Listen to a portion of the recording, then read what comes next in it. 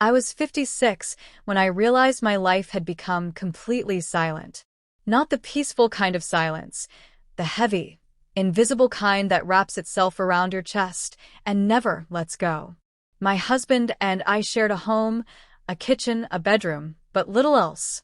32 years of marriage had worn us down into familiar strangers.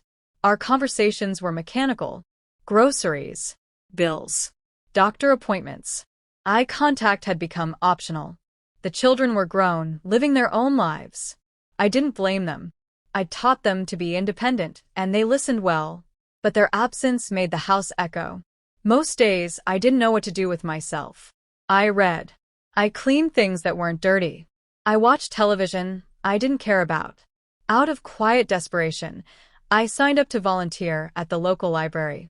One morning a week, shelving books and organizing returns. I didn't expect anything to come of it. I only wanted to feel useful.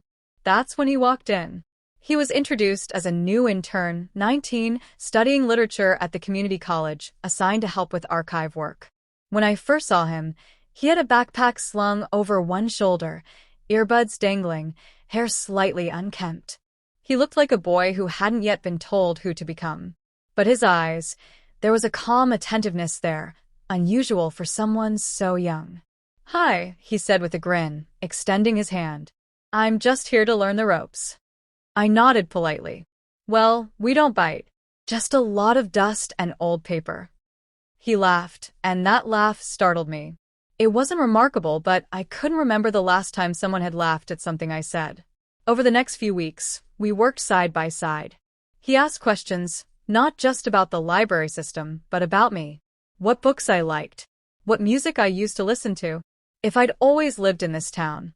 His curiosity wasn't forced. It felt genuine, like he actually wanted to know me. I found myself waiting for Thursdays.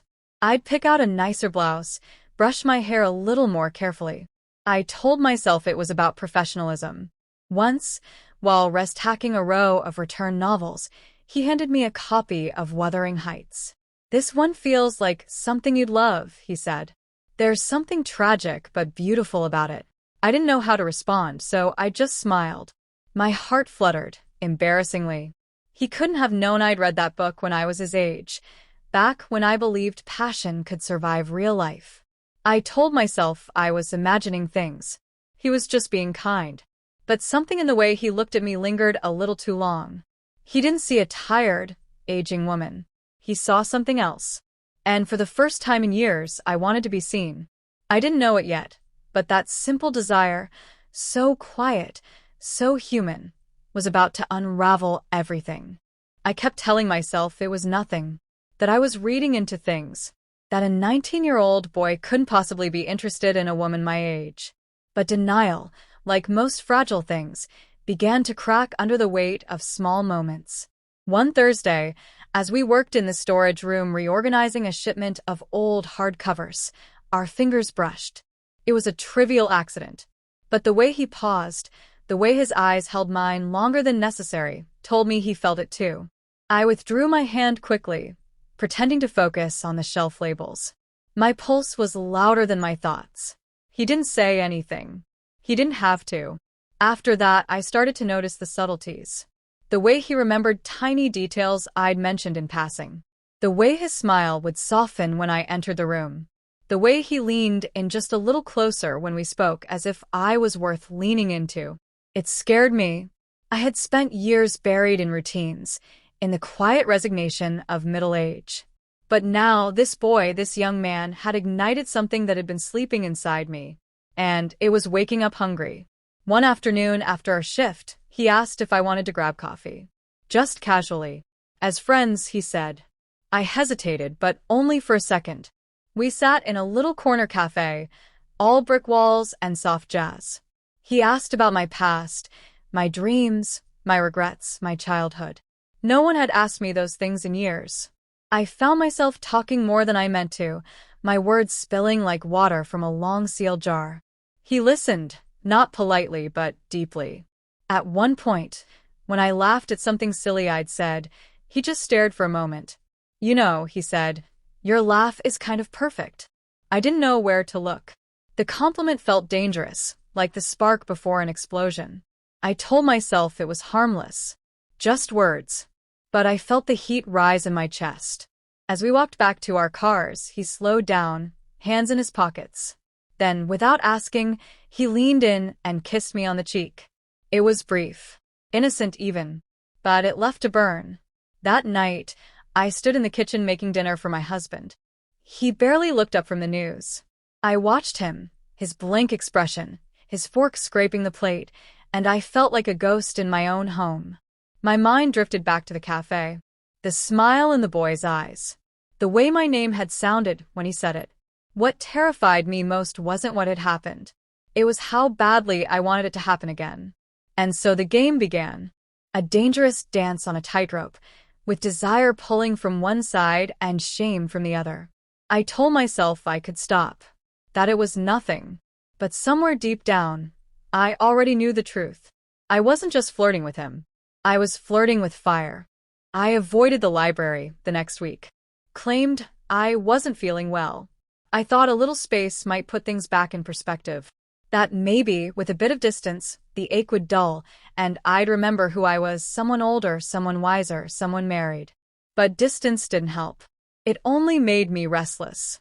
I kept replaying his words, his laugh, the way he looked at me like I was the only person in the room. My reflection in the mirror had stopped looking tired. My skin still had lines, yes, but something behind my eyes had changed. I looked alive. When I returned the following Thursday, he was already there, reorganizing the returns table. The moment he saw me, he smiled, relieved almost. "Missed you last week," he said. His tone was casual, but his eyes searched mine for an explanation.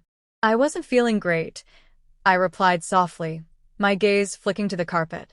He set the book down and took a step closer. Did I do something wrong? There it was. The opening. The chance to shut it down, to redraw the line we had been erasing day by day. Instead, I whispered, "No, that's the problem." He exhaled, long and slow, and for a moment, neither of us moved. The air between us tightened, heavy with everything unsaid. "I don't know what this is," I admitted, my voice barely audible. "But I haven't felt this in years. And I don't know what that makes me." He reached out, gently took my hand. "It makes you human." We left early. We didn't talk much on the drive. He picked a motel just outside town. I didn't ask questions.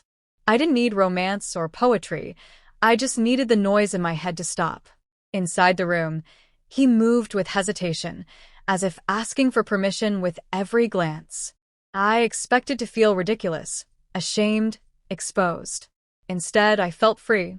He kissed me like I wasn't invisible, touched me like every line, every scar, every wrinkle was something sacred. I cried when he whispered that I was beautiful, not out of guilt, but because I couldn't remember the last time I believed it. It wasn't just about the body. It was about being wanted. It was about hearing laughter in a place that had only known silence. When I returned home, my husband was asleep on the couch, TV murmuring to an empty room. I stood there for a long time, just watching him. He looked older than I remembered. We both did. I showered in silence. I didn't tell myself lies. I knew what I'd done. But I also knew something else, something terrifying. I didn't regret it. Not then. That night, lying awake next to a man who hadn't touched me in years, I realized the damage had already been done. The line wasn't blurred anymore. It was shattered. We saw each other in secret for 3 more weeks. Coffee turned into long drives. Quick glances became lingering embraces. We laughed. We kissed like it was borrowed time. Maybe we both knew it wouldn't last. Maybe that's why we never talked about tomorrow. He would tell me how different I was from anyone he'd met, how calm I made him feel. I wanted to believe that. I needed to. Because every time he touched my hand or brushed the hair from my eyes, the years between us melted. I wasn't 56. I wasn't a wife. I wasn't anyone's mother. I was just a woman, desperately trying to feel alive again. But life, cruel as ever, doesn't stay suspended in fantasy.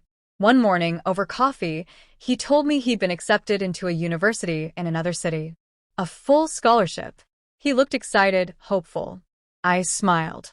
I congratulated him.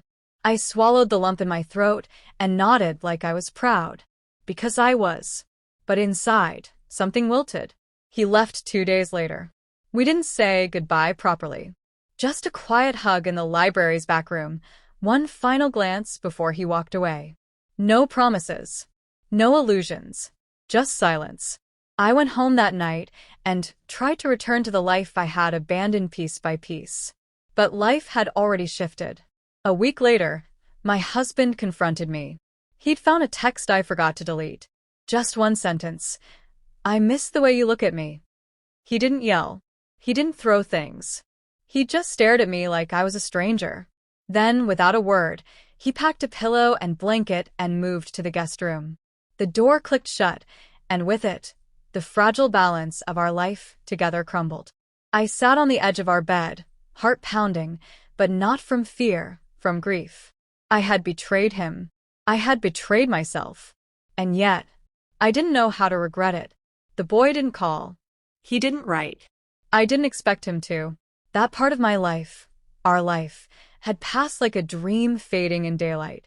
But I still caught myself looking for him in crowds, in bookstores, in the corners of my mind. I returned to the library, the shelves still full of stories that didn't belong to me. The corner where we used to talk was just a corner again. At night, I would sometimes stand by the window and ask myself if it had been worth it. And the answer never came easy. He was 19. I was 56. The world would call me pathetic, desperate, selfish. Maybe they'd be right. But I know one thing for certain. For the first time in decades, I wasn't invisible. I was wanted. I was seen. Old age didn't stop me. But maybe it should have.